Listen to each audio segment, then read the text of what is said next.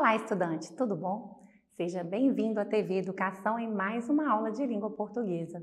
Eu sou a professora Débora Matina e na aula de hoje trabalharemos conjunção. Bem, a conjunção é uma entre as 10 classes de palavras que existem.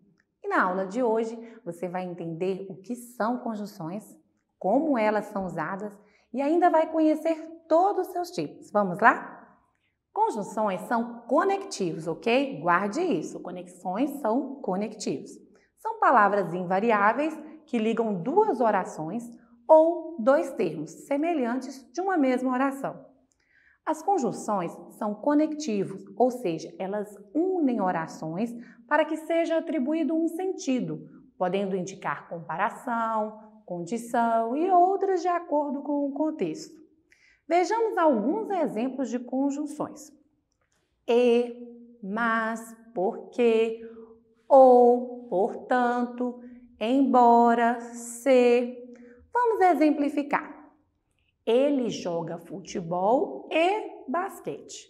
Neste caso, a conjunção e, ela está ligando as palavras futebol e basquete. E é uma conjunção, é um conectivo. Vejamos outro exemplo. Eu iria ao jogo, mas estou sem companhia. Neste caso, a conjunção mas está ligando duas orações. Nós sabemos que as orações elas possuem verbos. Então, a primeira oração é eu iria ao jogo, verbo ir. E a segunda oração, estou sem companhia, verbo estar. Então, entendemos que as conjunções, elas conectam elementos ou orações. Agora que você já sabe o que é conjunção e como elas são utilizadas, vamos saber como elas se classificam. Bem, as conjunções, elas podem ser classificadas em dois grupos. Quais são esses grupos? Conjunções coordenativas e conjunções subordinativas. As conjunções coordenativas, elas são aquelas que ligam orações independentes. E as conjunções subordinativas ligam orações dependentes. Mas o que são orações independentes e dependentes, Débora? Vamos lá. As orações independentes são orações coordenadas. Isso significa que as orações não dependem uma da outra, porque cada uma delas é completa. Vamos prestar atenção no exemplo para entender melhor. Chegaram à praia e correram para o mar. Aqui temos duas orações. A primeira oração, chegaram à praia. A segunda oração, correram para o mar. Cada uma delas é uma oração completa. Por esse motivo, a conjunção e, que liga essas duas orações, é coordenada e chamada de conjunção coordenativa. Ok? Já as orações dependentes são orações subordinadas. Significa que existem orações dependentes de uma outra oração principal. Vamos observar o exemplo. Não fui à praia porque choveu. Aqui temos duas orações. A primeira oração, não fui à praia. A segunda oração, porque choveu. Notem que a segunda oração, porque choveu, depende da primeira. Se eu chegar aqui e falar assim, porque choveu, você precisaria de quê? De mais informações. Por essa razão, a segunda, porque choveu, é dependente da primeira, porque a primeira a completa. Por esse motivo, a conjunção porque, que liga essa oração subordinada, ela é chamada de conjunção subordinativa. Bem, já vimos a diferença das duas classificações de conjunções. Então, é hora de conhecer cada um dos seus tipos. Existem 5 tipos de conjunções. Vamos aprender então? Os 5 tipos de conjunções coordenativas são elas: aditivas, adversativas, alternativas, conclusivas e explicativas. As conjunções aditivas são aquelas que exprimem soma, tais como e, nem, não só, mas também. Exemplo: ela não bebe e não fuma. A conjunção e, reúne duas características. O que ela está reunindo? Não bebe e não fuma. Agora, as conjunções adversativas são aquelas que exprimem o quê? Oposição, sentido contrário, tais como mas, porém, contudo, entretanto, no entanto, todavia. Exemplo, não fomos campeões, todavia, exibimos o melhor futebol. Observe que é uma ideia de adversidade. Embora tenham exibido o melhor futebol, não foram campeões. Agora, as conjunções alternativas. Nas conjunções alternativas, observaremos que elas ligam palavras expressando a ideia de alternância, ou aquela que exprime escolha, tais como ou, que é a principal delas, e outras conjunções que são usadas de forma duplicada. Ou, já, ora, quer, seja. Acompanhe o exemplo. Ou você vem conosco, ou você não vai. Note que não te dá duas possibilidades, desculpa. Você tem que fazer apenas uma escolha. Pela ilustração, a gente já sabe a resposta do Garfield, né? Ele não vai, né? Ele é muito preguiçoso. Vamos mudar agora, vamos para as conjunções conclusivas. Vamos lá? Conjunções conclusivas. Bem, são aquelas que exprimem conclusão de pensamento. Como? Logo, por isso, pois. O pois é quando vem depois do verbo. Portanto, por conseguinte, assim. Exemplo. Júlia estava bem preparada para o teste, portanto, não ficou nervosa. Então, temos aqui uma conclusão do quê? Do preparo da Júlia. Vejamos agora as conjunções coordenadas. Temos mais conjunções coordenadas? Deixa eu pensar aqui. Temos mais conjunções coordenadas? Temos sim. Vejamos as conjunções, então, explicativas. Desculpa. São aquelas que ligam orações anterior a uma oração que a explica, que justifica a ideia do que está sendo expressado. Exprime razão e motivo, tais como que, porque, assim, pois, quando vem antes do verbo, porquanto, por conseguinte. Exemplo, não demore, que o filme vai começar. A conjunção que, olha lá, não demore, que o filme vai começar. A conjunção que, em destaque, ela está explicando por que o sujeito não deve demorar. E aí, estudante, tudo bem até aqui? Então, vamos agora conhecer os tipos de conjunção subordinativa. São 10. Integrantes, causais, comparativas, conformativas, concessivas, condicionais, consecutivas, temporais, finais e proporcionais. São 10. Iniciaremos com as conjunções integrantes. Quais são as conjunções integrantes? São aquelas que introduzem orações subordinadas substantivas, ou seja, orações com a função de substantivo, tais como que e se. Exemplo, a verdade é que te amo. A conjunção que, ela está atuando como um sujeito da oração. E agora, as conjunções causais. Quem são as conjunções causais? Vamos lá. Conjunções causais são aquelas que introduzem orações que dão ideia de causa, ideia de motivo, razão de algo ter acontecido, como que, porquê, como, pois, visto que, já que, uma vez que. Vamos ao exemplo. Não fui à aula porque choveu. Observe que o porquê está explicando a causa, ou seja, a razão de não ter ido à aula. Nas conjunções comparativas, observaremos que são aquelas que introduzem orações que dão ideia de comparação, tais como que, do que e como. Vamos por exemplo. Parecia mais feliz que o habitual. Faz uma comparação, estudante, entre o que é comum e a forma como ele se apresenta naquele momento. Ou seja, a pessoa parecia estar mais feliz. Agora, as conjunções concessivas. O que são as conjunções concessivas? São aquelas que iniciam orações subordinadas que exprimem um fato contrário ao da oração principal. Usaremos embora, ainda que, mesmo que, se bem que, posto que, apesar de que. Vejamos um exemplo. Vamos exemplificar da seguinte forma. Embora fosse tarde, fomos visitá-lo.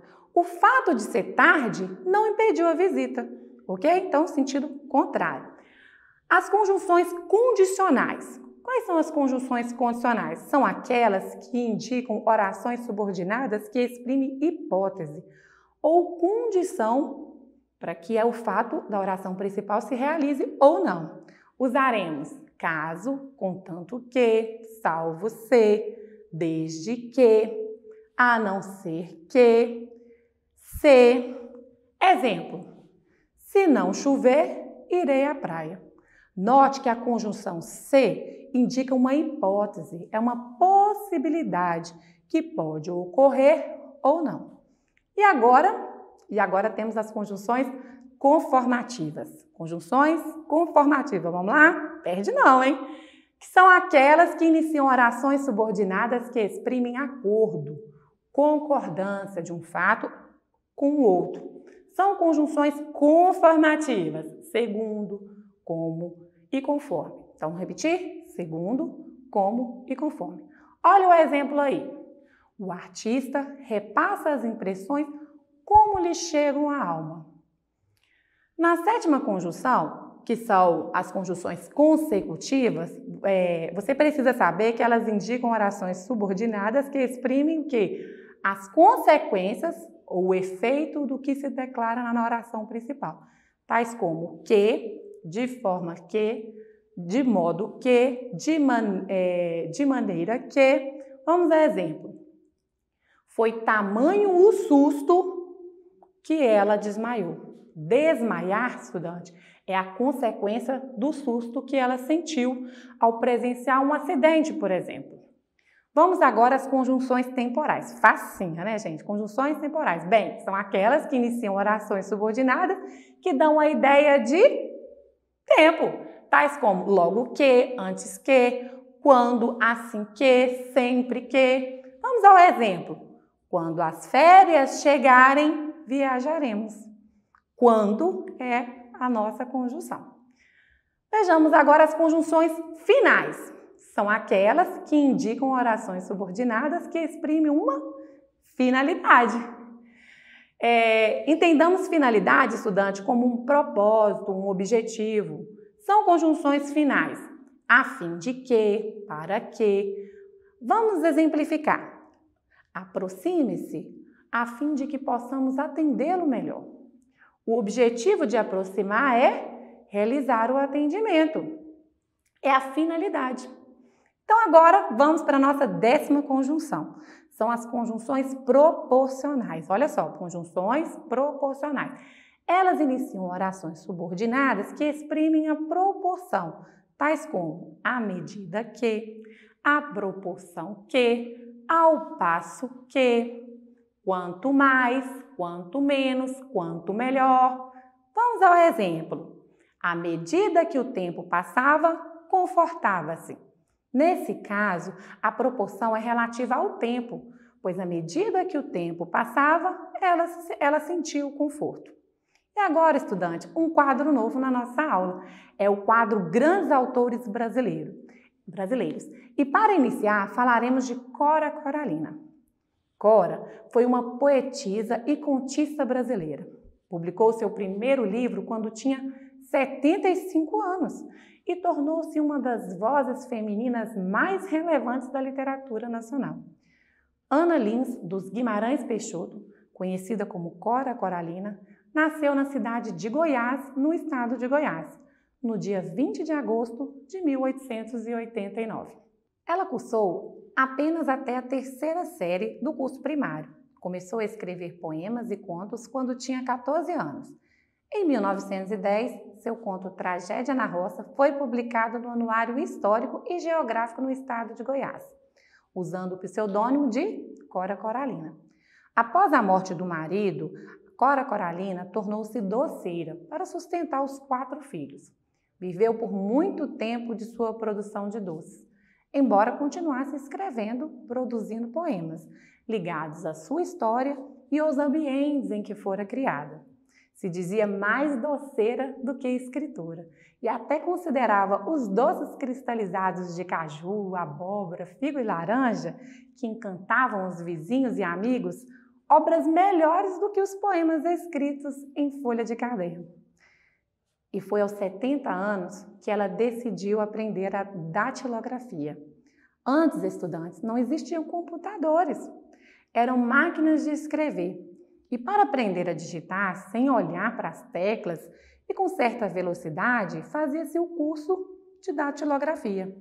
Assim, Cora pretendia preparar suas poesias e entregá-las aos editores. E foi com 75 anos que Cora Coralina conseguiu realizar o seu sonho de publicar o primeiro livro, O Poema dos Becos de Goiás e Histórias Mais. Nos últimos anos de sua vida, suas obras foram reconhecidas, sendo ela convidada para participar de conferências e programas de televisão, além de receber vários prêmios. Cora Coralina, a poetisa que escreveu sobre o seu tempo e sobre o futuro, destacando a realidade das mulheres dos anos de 1900, faleceu em Goiânia, Goiás, no dia 10 de abril de 1985. A casa onde morava hoje é o Museu da Escritura. Essa é a nossa homenagem a Cora Coralina. Vamos acompanhar agora um trecho do que ela produzia, um pouco mais da sua história. Um repórter perguntou a Cora Coralina: o que é viver bem? Ela disse-lhe: eu não tenho medo dos anos e não penso em velhice. E digo para você, não pense. Nunca diga que estou envelhecendo, estou ficando velha. Eu não digo. Eu não digo que estou velha e não digo que estou ouvindo pouco. É claro que quando preciso de ajuda, eu digo que preciso. Procuro sempre ler e estar atualizada com os fatos. Isso me ajuda a vencer as dificuldades da vida. O melhor roteiro é ler e praticar o que lê. O bom é produzir sempre e não dormir de dia. Também não diga para você que está ficando esquecida, porque assim você fica mais. Nunca digo que estou doente, digo sempre estou ótima. Eu não digo nunca que estou cansada, nada de palavra negativa. Quanto mais você diz está ficando cansada e esquecida, mais esquecida fica. Você vai se convencendo daquilo e convence os outros. Então, silêncio. Sei que tenho muitos anos. Sei que venho do século passado e trago comigo todas as idades. Mas não sei se sou velha, não. Você acha que sou? Posso dizer que eu sou a terra e nada mais quero ser. Filha dessa abençoada terra de Goiás. Convoco os velhos como eu, ou mais velhos que eu, para exercerem seus direitos. Sei que alguém vai ter que me enterrar, mas eu não vou fazer isso comigo, não. Comigo. Tenho consciência de ser autêntica e procuro superar todos os dias minha personalidade, despedaçando dentro de mim tudo que é velho e morto, pois lutar é a palavra vibrante que levanta os fracos e determina os fortes. O importante é semear, produzir milhões de sorrisos de solidariedade e amizade. Procuro semear otimismo e plantar sementes de paz e justiça. Digo o que penso com esperança. Penso no que faço com fé. Faço o que devo fazer com amor. Eu me esforço para ser cada dia melhor, pois bondade também se aprende.